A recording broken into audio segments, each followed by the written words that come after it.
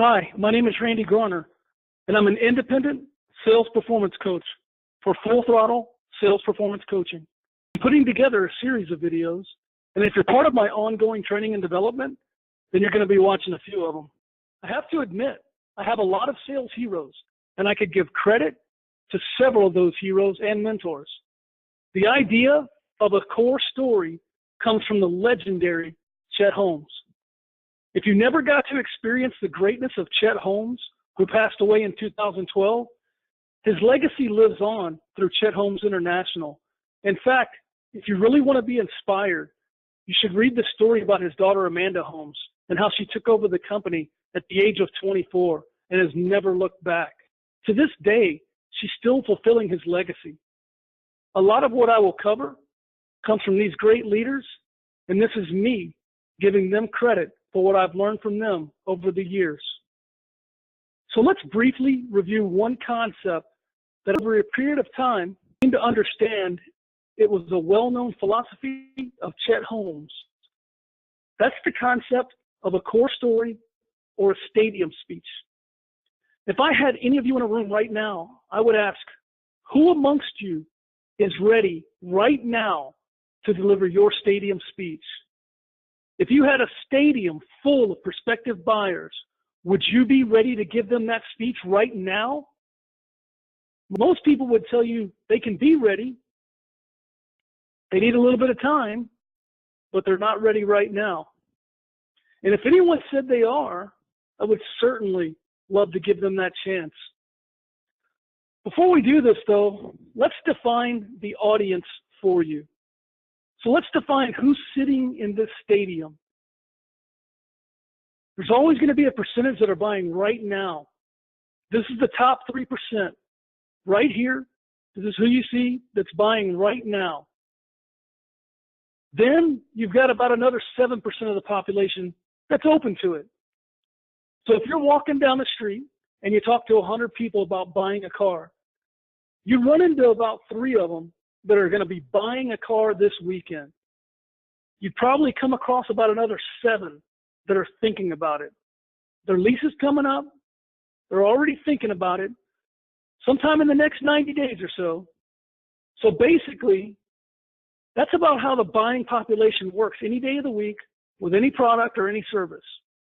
So what that tells you is at any given time, you've got 3% that are buying right now, whether you're in front of them or not. And you've got another 7% that are thinking about it. And guess what? That's who your marketing usually targets. Because think about it yourself from your own perspective. When do you usually notice an ad for car tires?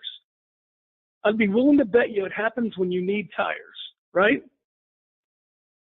So that's what we mean. There's probably about a 10%, which is a small fraction of your audience, that's either buying right now or you could probably pretty easily persuade to buy right now. But what about the other 90%? Let's divide them into 3 groups, and they're probably split pretty even. So the top 30% right here, they haven't considered it. It's not something that they need. It's not something they want. They're just not even thinking about it. The next 30%, not interested. I would even go so far as to add they think they're not interested. So probably not interested. I say that because out of that 30%, if you got in front of them and you were really on your game, right? You're so persuasive on this day. You're on your game. You crush it in the introductory meeting. You could probably move some of them up into the interested category. So our goal, of course, is to drive them up this pyramid. So this last 30% falls into the definitely not interested. These are the ones that just bought from somebody else. Or these are the ones that have a son, a daughter, a brother, somebody that's in their family that's selling the same exact product or service that you're selling today. And guess what? You're not going to get them, no matter what you do. So the goal is that great marketing drives them up this pyramid. So our goal, of course, is that we want to take the bottom part of this pyramid and drive them up the pyramid. This comes down to how you market yourself to get in front of them Or if you're good enough to get in front of them, then what do you say to move this 90% up that pyramid? So if 90% of your market is not interested right now, what do you say to make them interested? Because if it's interesting to the people that don't need it, how interesting is it going to be to the people that do? So if this is your audience, and I came out in front of this audience and I said, okay, thanks for showing up. You don't have to stay. You fulfilled your obligation that we agreed to. So stay if you like, but you're free to leave. They all had to come, but they don't have to stay. So you better come out and say something interesting to them, right? That's where great marketing leaves amateur marketing in the dust. So let's talk about how we do it. And the whole theme of this presentation is thinking more strategically. So what is tactical thinking? What does that even mean? Let's talk about the stadium speech, and let's talk about what tactical thinking is. Tactical thinking would have you list all of the things you want to accomplish, list all of the things that you can do, list all of the things that your customers say about you, list all of the ways that you can help, list all of the reasons why you should be the one they considered. All of these are tactical thinking. So how do you get all of this across in a way that means something to the audience? Tactical, strategic, and the broadest possible view. So the year is 1927. You are the owner of Pennsylvania Railroad. You're one of the most powerful organizations at that time in the world, and wealthy beyond belief. In fact, you're one of the 4 most wealthy people in the world. Along comes Henry Ford. He produces his first 200 trucks in mass production. If you wanted to, you could have bought every one of these trucks. You could have actually bought every one of these trucks and then the next 700 that come off the production line if you only had the foresight. But at that time, 85% of all freight was shipped by railroad. Today, by the way, 16% is shipped by railroad and 71% is shipped by truck. If Pennsylvania Railroad had thought of themselves as a leader in transportation back in 1927, they would have bought all 200 of those trucks that Ford sold. Ford actually sold 209 trucks that first year. 10 years later, they had sold over 1.3 million trucks and were well on their way to dominating a market that they had created. Pennsylvania Railroad, they could have bought all those trucks. Remember, you own Pennsylvania Railroad. If you had taken the broadest possible view, you could have invested all of that money in airplanes when the great aviation revolution kicked off, because you would have thought of yourself as a leader in transportation. Pennsylvania Railroad had a great run. For over 100 years, they could have had an even longer run than they had. In fact, as it stands, in 1968, a full 40 years later, Pennsylvania Railroad decided to merge with a rival NYC and formed Penn Central Transportation Company. 2 years later, they declared bankruptcy. Kind of ironic that 40 years had gone by before they considered themselves a transportation company. 40 years too late, it seems. There are other stories like this one that saw greatness from strategic plans. Did you know that before 1978, most lumber companies operated on the idea that they shouldn't give advice on how to build projects? Yeah, can you believe that? I personally can recall going to a lumber distributor with my dad when I was a kid.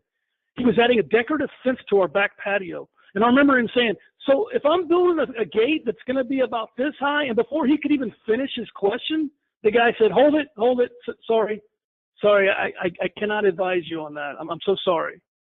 So what happened in 1978? Home Depot opened their doors. They were willing to give advice. In fact, they made giving advice part of their core strategy. Look at what Home Depot did with that idea and the following that they created with that strategic idea of providing woodworking classes and seminars for the neighborhood residents. Now, not only is this a primary revenue stream for them, it's why they have the type of following that they have today and the client loyalty that they experience. Remember, the theme of this short video is to think strategically. Thinking strategically starts with how our clients view us. Therefore, when we talk about our clients, we need to think of them as clients rather than customers. A customer is a person or an organization that buys goods or services from a store or business. A client is a person who is under the care, protection, and guidance of an expert in a particular field. So based off of this definition, what kind of strategic objectives does this create for you? Your clients are under your care. You need to help them succeed. You need to be an expert in the multiple facets of your business. So take a broad view of your company and start thinking about a title for that stadium speech. Start thinking about a title for it. But fair warning here, this is not easy to do. In fact, this is hard to do. It sounds easy, but it's very hard. Most of us don't get it right most of the time. So the first lesson, and it's a critical lesson, the first lesson to getting this right is that market information is much more motivating to your clients than product information. Tactical probably sounds something like this. I sell CRM and mobile CRM services that help my clients become more productive. Our offering will enable you to form a database, run campaigns, generate leads, assign leads, qualify leads, convert leads, track opportunities, manage cases, provide service, build a knowledge base, track deliveries, configure pricing and quotes, measure success. Very, very tactical. Oh, and guess what? We offer training for all of this at a low cost. Guess what? They're all running for the exits faster than you can blink an eye. Want to give it another shot? This time, think more strategic. 65% of the sales representatives who use mobile CRM applications as part of their daily duties manage to exceed or meet their quotas. 65% of them. In direct and striking contrast, only 22% of non-mobile CRM reps manage to overattain their quotas. Better, right? Definitely better. But what did I do there? So that's more strategic. It's not the broadest possible view. That's why I said this is hard. And most of us, seriously, don't get it right most of the time. So how about something more strategic and more broad? 96% of companies are failing miserably when it comes to leveraging data insights. At a time in our history when there is more data than ever before, the overwhelming majority of companies have yet to see the full potential of better data insights. According to a recent survey by McKinsey, only 4% of businesses can extract full value from the information, and 60% of companies obtain very little to no value whatsoever. A whopping 22% don't even apply any type of data analytics. McKinsey's research tells us there's a 15 to 20% increase in revenue that's commonly found just by leveraging some of the data that already exists. So my stadium speech that time used market data. I made it about the companies and what they experience, and it's definitely more broad. So data insight with statistics, information and statistics, and analytics, and oh yeah, the payoff, a benefit that is undeniably something my clients would want. So remember that stadium? Well, it's not exactly a stadium, but as we work through workshops together, we're going to talk about the next best thing to filling that stadium. Here's an example. 898 views 898 views in just 6 days? That's not bad. So again, if you're part of my sessions, and even if you're not, here's your assignment. What kind of market information can you use to get in front of more people to tell your stadium speech? If you're in my workshops, be prepared with your rough draft. Include market information and market data and something that will move that 90% up. We'll workshop this together as a group. Thanks for dropping by to check out the video.